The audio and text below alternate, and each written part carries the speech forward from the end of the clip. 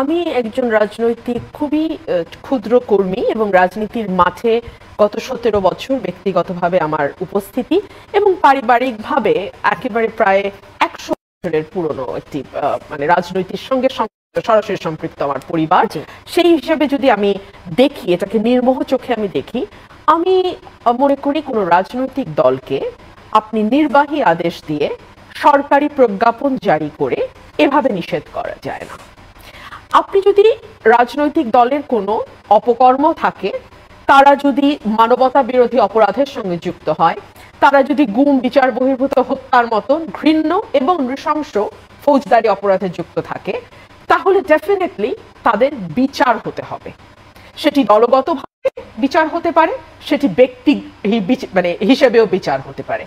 আপনি দুইভাবেই বিচার করতে পারেন। আমাদের ট্রাইব্যুনালে যে আইনটা ছিল যে দলেরও বিচার হতে পারে, একটা দল যদি কোন রকম ক্রিমিনাল অ্যাক্টিভিটিসের সঙ্গে জড়িত থাকে, যেখানে স্পেসিফাই করে দেওয়া আছে কি কি অপরাধ থাকলে, তখন আপনি দলকেও নিষিদ্ধ করতে পারেন। কিন্তু সেই বিচারের প্রক্রিয়ায় আপনি 8 মাসে ঢুকলেনই না। একটা যদি হয় যে বিচারটা চলছে বা কোনো একটা পর্যায়ে পৌঁছেছে, তাহলেও হতো, আপনি বিচারের মধ্যে ঢুকলেনই না। আপনি কি করলেন? আপনি আওয়ামী লীগের বড় বড় সকল নেতা এবং বিশেষ করে যারা জুলাইয়ের 36 দিনের যেই নৃশংসতা বাংলাদেশের মাটিতে হয়েছে, সেই নৃশংসতার সঙ্গে যারা প্রত্যক্ষ কিংবা পরোক্ষভাবে জড়িত, যাদের জড়িত থাকার সম্ভাবনা অনেক বেশি, সেই মানুষগুলোকে আপনি সেফলি বাংলাদেশের বর্ডার ক্রস দিলেন। লাস্টলি যখন সাবেক রাষ্ট্রপতি আব্দুল হামিদ বর্ডার ক্রস করলেন, ব্যাংককে গেলেন, তখন এনসিপি থেকে এই আন্দোলন একজন শুরু করলেন, হাসনাত আব্দুল্লাহ, এবং তারপরে সেখানে জামাত, শিবির, কওমি মাদ্রাসার হেফাজতে ইসলাম, তারপরে ইসলামী আন্দোলন, অন্যান্য যে ইসলামিক দলগুলো আছে, তারা গিয়ে সেখানে একত্রিত হলো এবং তারা সরকারের উপর একটা চাপ তৈরি করলো। এখন আপনি আমাকে বলেন, অনেকে কথাও বলছে যে সরকার আগেই ঠিক করে রেখেছিল এই রিপোর্টটা তারা করবে এবং এই কাগজে কলমেই করবে, কিন্তু তার আগে সরকারের দেখানোর ইচ্ছা ছিল যে না, ঠিক আছে, আমরা তো আসলে স্টুডেন্টদের চাপে বা যারা অন্যান্য ইসলামিক পলিটিক্যাল পার্টিগুলো আছে তাদের চাপে আমরা নিষিদ্ধ করেছি।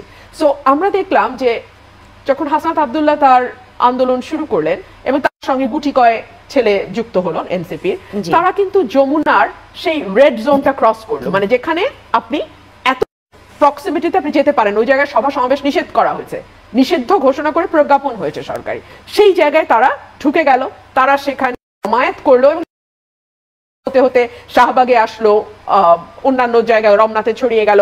সো আন্দোলনটা পুরো ঢাকা শহরের মধ্যে ছড়িয়ে দেওয়া হলো এবং দিয়ে আপনি সরকার দেখালো এখন তো আমার আর কিছু করার নেই, আমাকে এটা নিষিদ্ধ করতেই হচ্ছে। তো সরকার যেটা আগেই ঠিক করেছিল বলে অনেকে মনে করে সেটা সরকার এই দলগুলোকে দিয়ে, বিশেষ করে এনসিপি এবং অন্যান্য যে ইসলামিক দলগুলো আছে তাদেরকে দিয়ে এটা করলেন। এখন আমার প্রশ্ন হচ্ছে, আওয়ামী লীগ তো প্রায় 75 বছর বয়সী একটা পুরনো রাজনৈতিক দল।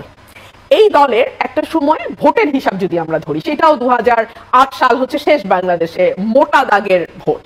তো সেই 8-এর হিসাব যদি ধরেন 35 to 40%, যদিও তখন ওখানে মানে ভোটের ইয়েটা অনেক বেশি ছিল, 230টা আসন তারা পেয়েছিল, বাট মোরালেস 39-40% ম্যাক্স 2008-এর ইলেকশন। আর যদি আপনি 4টা গড় ইলেকশন করেন, 91, 96, 2001, 2008, তাহলে আপনি 33% ভোট আওয়ামী লীগের আছে।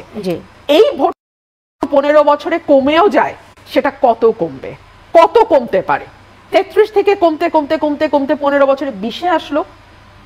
20% মানুষের ভোট আপনি আসলে একটা কলমের খোঁচা দিয়ে আপনি নাই করে দিচ্ছেন।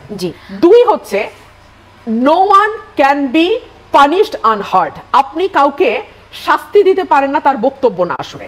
এখন এটা অনেকেই বলবে কেতাবি কথা বলছে, বক্তব্য কেন শুনবো? আমরা তো দেখেছি গণহত্যা হয়েছে, আমরা দেখেছি মানবতা বিরোধী অপরাধ হয়েছে, অফকোর্স হয়েছে। আমরা যখন চাক্ষুষ কোনো ব্যক্তিকে দেখি যে ফর এক্সাম্পল হালিম রহিমকে খুন করছে, তার চাক্ষুষ সাক্ষী 10 জন, তারপরেও কিন্তু হালিমকে আমরা সাথে সাথে আম গাছে নিয়ে ঝুলিয়ে দেই না, কারণ আমরা একটা সভ্য রাষ্ট্রে বাস করি। সো হালিমকে যতই সময় লাগুক ট্রায়ালের মধ্যে দিয়েই তাকে যেতে হয়, সাক্ষী জেরার মধ্যে দিয়েই সেই 10 জন চাক্ষুষ সাক্ষীর খুনের ইয়েটাও প্রমাণ করতে হয়, এবং প্রমাণ করার পরে তারপরে তাকে বিভিন্ন সুযোগ দেওয়া হয়, জজ কোর্ট থেকে হাইকোর্ট, হাইকোর্ট থেকে আপিল। বাংলাদেশে চাপের সংস্কৃতি শুরু হলো যখন মনে আছে ট্রাইব্যুনালে যুদ্ধাপরাধের বিচারটা শুরু হলো, তখন আমরা দেখলাম শাহবাগে গণজাগরণ মঞ্চ শাহবাগকে ব্লক করে দিল এবং সেখান থেকে আওয়াজ আসলো ফাঁসি ফাঁসি ফাঁসি চাই। সেখান থেকে আওয়াজ আসলো রাজাকারের মানে এক একটা নাম দিয়ে অমুকের রাজাকার অমুকের ফাঁসি চাই। এবং সেই সময় কাদের মোল্লার ফাঁসি হওয়ার আগে আইনটাকে পরিবর্তন করা হলো, if I am not wrong, তাই না? কাদের মোল্লার ফাঁসির আগে যাবজ্জীবন ছিল, প্রথম ছিল ফাঁসিতে পরিণত করা হলো। এই যে মবের কাছে সারেন্ডার করা আমাদের যাত্রাটা শুরু হলো, সেইটা আজকে রাজুতে আয়তে গিয়ে ঠেকেছে। দেখুন, আমরা যখন গত 17 বছর শেখ হাসিনা, বিশেষ করে 15 বছর শেখ হাসিনার রেজিমটাতে একেবারে টুথ অ্যান্ড নেল শেখ হাসিনার সঙ্গে ফাইট করেছি, একেবারে ওপেন ফাইট করেছি। শেখ হাসিনা জানতো আমি তার শত্রু, আমিও জানতাম শেখ হাসিনা আমার শত্রু। কিন্তু সেই সময়টিতে যারা নীরবতা পালন করেছে, যারা নানান রকম রং টং বদলে আওয়ামী লীগের সঙ্গেই থেকেছে একরকম, যারা হলের একটা ছোট ঘর পাওয়ার আশায় যাতে কিছু খরচ বাঁচাতে পারে ছাত্রলীগ হয়ে তারা রাজনীতি করেছে, তারা এখন অনেক উঁচু গলায় অনেক বড় বড় কথা বলে, এমন ভাবে কথা বলে যেন তারাই একমাত্র যারা এই পুরো ঘটনাটি ঘটিয়েছে। এবং যেটা হয়েছে এর ফলে তাদের রাজনৈতিক প্রজ্ঞার অভাব আছে, তাদের বয়সজনিত অস্থিরতা আছে এবং তাদের এক ধরনের বালক সুলভ চিন্তা ভাবনা আছে। এই তিনটাই না রাষ্ট্রের কি ডিসিশন মেকিং এ যখন এফেক্ট করে, কি ডিসিশন মেকিং এ যখন প্রভাব ফেলে, তখন ওটা রাষ্ট্রকে অবধারিতভাবে ভুল পথে নিয়ে যায়। আপনি দেখুন, এই তিনটার মিলিত ফসল হিসেবে যে কারো যে কোনো সময় যে কোনো দাবি নিয়ে মনে হতে পারে যে আমি যদি কিছু লোকজন জমায়েত করে ফেলতে পারি তাহলে আমি যা খুশি তাই করতে পারবো। যা খুশি তাই কথাটা বলছি, তার একটা কারণ আছে, ওটা রাষ্ট্রের উদাহরণ তো আমরা এটা দেখলাম।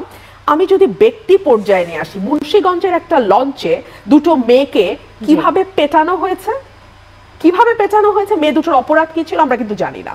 আর যেই অপরাধী থাকুক না কেন, কোন সিভিলিয়ান আরেকজন নাগরিক কি তাকে পেটাতে পারে? পুলিশ কি তাকে পেটাতে পারে? কেউ তাকে পেটাতে পারে না। সে যদি কোনো ফৌজদারি অপরাধ করে থাকে লঞ্চে বা লঞ্চের বাইরে, আপনি তাকে আইন শৃঙ্খলা রক্ষাকারী বাহিনী ডাকবেন, ডেকে তাদের হাতে হস্তান্তর করবেন, সোপর্দ করবেন। আপনি তাকে পেটাচ্ছেন। যখন সাংবাদিক তাকে প্রশ্ন করলো সেই ছেলেকে যে আপনি মেয়ে দুটোকে পেটালেন কি মনে করে, সে বলছে এখানে এত লোক জমায়েত হয়ে গেছিল, আমি যদি 2-4টা থাপ্পড় না দিতাম তাহলে মেয়েগুলোর আরো বড় ক্ষতি হতো। বাংলাদেশ যে ধীরে ধীরে একটা আদিম গুহা মানবের দিকে যাত্রা শুরু করেছে, একটা পেছনের যাত্রা, যে যাত্রার মধ্যে অসহিষ্ণুতা আছে, যে যাত্রার মধ্যে হয় তুমি আমার সঙ্গে আছো নয় তুমি আমার শত্রু, এই ধরনের মনোভাব আছে, যেই যাত্রার মধ্যে ভীষণ রকম ভিন্ন মতকে দমন করে একেবারে নিশ্চিহ্ন করে ফেলার প্রবণতা আছে। এইরকম একটা বাংলাদেশের জন্য তো আসলে আমরা হাসিনার বিরুদ্ধে আওয়াজ তুলি নাই। আমি যদি একই রিপিটেশন দেখি ইন আ ওয়ার্স ফর্ম, আমি যদি হাসিনা রেজিমের রিপিটেশন দেখি ইন আ ওয়ার্স ফর্ম আরো খারাপ ভাবে, আমি তো সেটা মানতে প্রস্তুত নই। জি, জাতীয় সঙ্গীত গাইতে গেলে যদি বাধা আসে সেরকম যদি বলা হয় গোলাম আজমের বাংলাদেশে, হ্যাঁ, তো এইরকম স্লোগান শুনবো, এইরকম কাহিনী দেখবো, তা তো হতে পারে না। দেখুন, আমি বলি যে আওয়ামী লীগ মুক্তিযুদ্ধকে ব্যবহার করেছে, আওয়ামী লীগ মুক্তিযুদ্ধকে নিজের ক্ষমতাকে প্রলম্বিত করবার জন্য দলীয় স্বার্থে ব্যক্তি